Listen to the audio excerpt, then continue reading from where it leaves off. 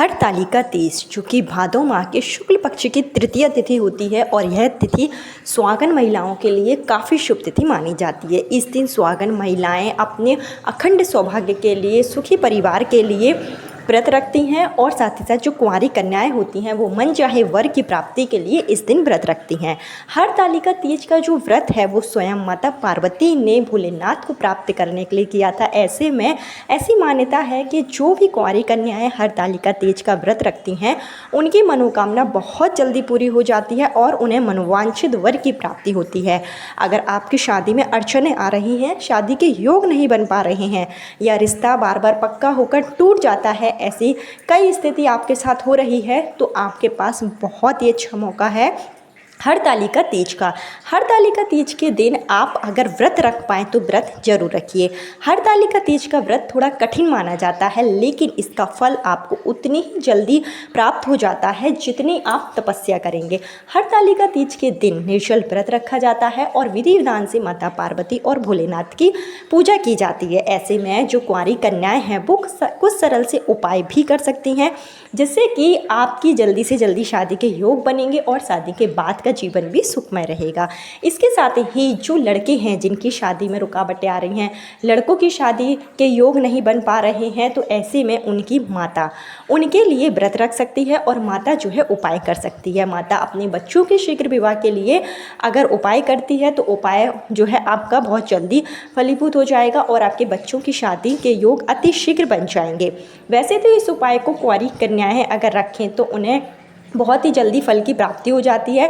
लेकिन अगर आप व्रत नहीं रख पा रहे हैं, जैसे कि इस दिन निर्जल व्रत रखा जाता है, अगर आप निर्जल नहीं रख पा रहे हैं, आपका स्वास्थ्य ठीक नहीं है, तो उस स्थिति में आप जल के साथ फलाहार ग्रहण करके भी इस व्रत को रख सकते हैं। और अगर आप व्रत नहीं भी रखना चाहते हैं तब भी आप इस दिन उपाय जरूर करें क्योंकि यह जो दिन होता है वो काफ़ी शुभ दिन माना जाता है और ख़ास करके जिनकी शादी में अड़चनें आ रही हैं उनके लिए यह दिन बहुत ही खास होता है। तो ऐसे में आपको मैं इस वीडियो में बताऊंगी कि किस तरीके से आप उपाय करेंगे और किस तरीके से आपको व्रत रखना है। इसकी संपूर्ण जानकारी आपको इस वीडियो में दी जाएगी। लेकिन आगे वीडियो शुरू करने से पहले हमेशा की तरह आपसे मेरा निवेदन है कि अगर अभी तक आपने मेरा चैनल ज्ञान कुंज को सब्सक्राइब नहीं किया है तो चैनल को सब्सक्राइब जरूर कर लीजिए। वीडियो पसंद आए तो लाइक कीजिए और कमेंट बॉक्स में साथ ही साथ हर हर महादेव ओम नमः शिवाय जरूर लिखिए और इस वीडियो को ज़्यादा से ज़्यादा शेयर करें क्योंकि हरतालिका तीज आने वाली है और जिनको भी शादी से संबंधित कोई परेशानी है उनकी मनोकामना बहुत जल्दी पूरी हो जाए। साथ ही साथ बेल आइकन जरूर प्रेस करें जिससे मेरे आने वाली वीडियो का नोटिफिकेशन सबसे पहले आप तक पहुंचे। आपको क्या करना है कि इस बार की जो हरतालिका तीज है 2025 में वो पड़ेगी 26 तारीख को। हरतालिका तीज की शुरुआत 25 तारीख को दोपहर में 12:34 पर हो जाएगी और इस तिथि की समाप्ति 26 तारीख को दोपहर में 1:26 पर होगी। उदय तिथि के अनुसार हिंदू धर्म में व्रत रखे जाते हैं तो 26 तारीख को ही यानी कि 26 अगस्त को हरतालिका तीज का पावन पर्व मनाया जाएगा। तो अगर आप उपाय करना चाहते हैं तो इस दिन आप जो है सुबह जल्दी उठकर स्नान कर लें, व्रत का संकल्प लें। शिव पार्वती के सामने आपको अपना दाहिना हाथ आगे करना है पूजा स्थल में और थोड़ा सा उसमें जल लेकर, अक्षत लेकर, फूल लेकर उस दिन की नाम और तिथि बोलकर, अपना नाम और गोत्र बोलकर शीघ्र विवाह की कामना के साथ में अगर आप व्रत रख रहे हैं तो आप व्रत का संकल्प लेंगे, फिर आप व्रत की शुरुआत करेंगे। अगर आप व्रत नहीं रख पा रहे हैं, जैसे व्रत नहीं रख रहे हैं, तो आप सुबह के समय सिर्फ पार्वती के सामने एक छोटा सा दीप प्रज्वलित जरूर कर लें। उसके बाद में जो आपको उपाय करना है वो आप वैसे तो दिन में आप कभी भी कर सकते हैं लेकिन अगर आप प्रदोष काल में करते हैं तो काफ़ी श्रेष्ठ माना जाता है। प्रदोष काल जो कि सूर्यास्त के 45 मिनट पहले और 45 मिनट बाद का समय होगा तो आप करीब 6 बजे के बाद ही इस उपाय को करें। या तो फिर आपके घर में कोई तीजा का व्रत रखता हो और रात में अगर जागरण होता है आपके घर में और तीजा जो है आपके घर के आसपास सजाई जाती है, वो तीजा की झांकी सजाई जाती है तो उस समय भी आप इस उपाय को कर सकते हैं। नहीं तो आप शाम के समय करें। इसके लिए आप जो है शिव पार्वती के मंदिर में जाएं और माता पार्वती को इस दिन आप जो है 11 हल्दी की गांठ एक लाल कलर के कपड़े में बांधकर समर्पित करें। साथ ही साथ लाल कलर के कपड़े में हल्दी की गांठ के साथ में एक सुपारी और 1 रुपये का सिक्का रखें और एक गांठ लगा लें, और इस गांठ को, जिसमें आपने हल्दी की गांठ रखी हुई है, आपको जो है लाल कलर के कपड़े समेत माता पार्वती के चरणों में रख देना है और शीघ्र विवाह की आपको प्रार्थना करनी है। और भोलेनाथ को आपको इस दिन बेलपत्रों की माला अर्पित करना है। 21 बेलपत्र की माला बनाकर आप शिव जी पर यानी शिवलिंग पर इस दिन चढ़ाएंगे। ऐसा करना काफ़ी श्रेष्ठ माना जाता है। इसके साथ ही जो कुंवारी कन्याएं हैं वो इस दिन जो है श्रृंगार जरूर करें। आप मेहंदी लगा लें, चूड़ी आप पहन लें, जो भी लड़कियां श्रृंगार करती हैं वो आपको इस दिन जरूर कर लेना है, क्योंकि हरतालिका तीज के दिन श्रृंगार का विशेष महत्व माना जाता है। अगर माताएं उपाय कर रही हैं तो वो भी इसी तरीके से मतलब पूरा श्रृंगार करेंगी। उसके बाद शिव मंदिर में जाकर सेम इसी तरीके से आपको हल्दी की गांठ चढ़ानी है और भोलेनाथ को 21 बेलपत्र की माला पहनाकर अपने लड़के की शीघ्र विवाह के लिए कामना करनी है।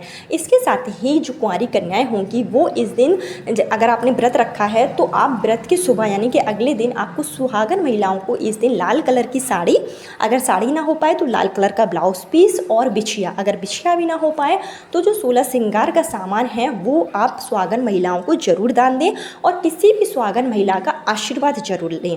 इससे आपके जो है शादी के अतिशीघ्र योग बनते हैं। तो इस उपाय को आप जरूर करें।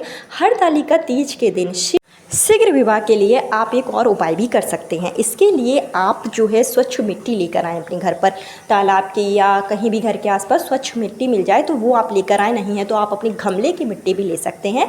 तुलसी के गमले की मिट्टी नहीं लेना, इस बात का ध्यान रखिए। बाकी अन्य गमलों से आप थोड़ी सी मिट्टी लें और आपको जो है पार्थिव शिवलिंग बनाना है। साथ ही साथ आपको ढेरी रूप में माता पार्वती बनानी है और शिव जी का आपको जो आपने पार्थिव शिवलिंग बनाए हैं उनका आपको विधि विधान से पूजन करना है। इस दिन अखंड सौभाग्य के लिए आप जो है इस दिन भोलेनाथ को जो है जो आपने शिवलिंग बनाए हैं उनका आप पंचामृत से अभिषेक कराएं, गंगा जल से अभिषेक कराएं और इसके साथ ही माँ पार्वती का आप पूजन करें। शुद्ध देसी घी का दीप प्रज्वलित करें और इसके साथ ही लाल मौली का धागा लेकर माता पार्वती और शिव जी का आप गठबंधन कराएं। माँ पार्वती से शुरू करना है और शिवलिंग पर आपको जो है बांधते जाना है और 7 बार आपको शिवलिंग पर यह धागा जो है माता पार्वती से लेकर शिवलिंग पर आपको बांधना है। इस तरीके से 7 बार मौली का धागा आपने जो पार्थिव शिवलिंग बनाए हैं, जो माता पार्वती बनाई है, उनका आपको गठबंधन कराना है और आपको घी का दीप प्रज्वलित करके इस मंत्र का जाप करना है। ओम गौरी शंकराय नमः। ओम गौरी शंकराय नमः इस मंत्र का आप 11 बार जाप करेंगे। यह पार्थिव शिवलिंग आप अपने घर में पूरब दिशा की ओर मुख करके बनाएंगे और विधि विधान से इनका पूजन करें। और जब आपकी पूजा हो जाए तो यह जो पार्थिव शिवलिंग है वो आपको बेलपत्र के वृक्ष के नीचे जाकर रखाना है और बेलपत्र के वृक्ष की इस दिन आपको परिक्रमा करनी है। यह काफ़ी उत्तम उपाय माना जाता है। इसको शीघ्र विवाह के लिए काफ़ी सिद्ध उपाय माना गया है, तो इसको आप जरूर करें।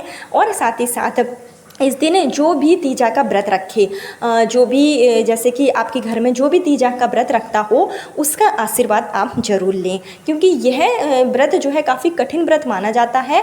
और जो भी महिलाएं इस व्रत को रखती हैं उनको अखंड सौभाग्य की प्राप्ति होती है, उनके पति की दीर्घायु होती है। ऐसे में जो कुंवारी कन्याएं हैं वो अगर इस महिलाओं का आशीर्वाद लेती हैं तो काफ़ी शुभ माना जाता है। अगर आपके घर में कोई भी तीजा का व्रत नहीं रखता है तो कोई भी सुहागन महिलाएं हैं उनका आप आशीर्वाद जरूर ले लें। और जो मैंने आपको बताया है कि आपको इस दिन लाल कलर की साड़ी और सुहाग का सामान या बिछिया वगैरह आपको महिलाओं को दान जरूर करना है। ये काफ़ी श्रेष्ठ उपाय होते हैं कुंवारी कन्याओं के लिए, मनपसंद शादी के लिए और शीघ्र विवाह के लिए। तो इन उपायों को आपको 26 अगस्त को जरूर कर लेना है। अति शीघ्र आपकी शादी के योग बनेंगे। जो माताएं हैं वो अपने बच्चों के लिए करें। कल फिर मिलती हूँ नए वीडियो नए उपाय के साथ। जब तक के लिए हर हर महादेव, ओम नमः शिवाय।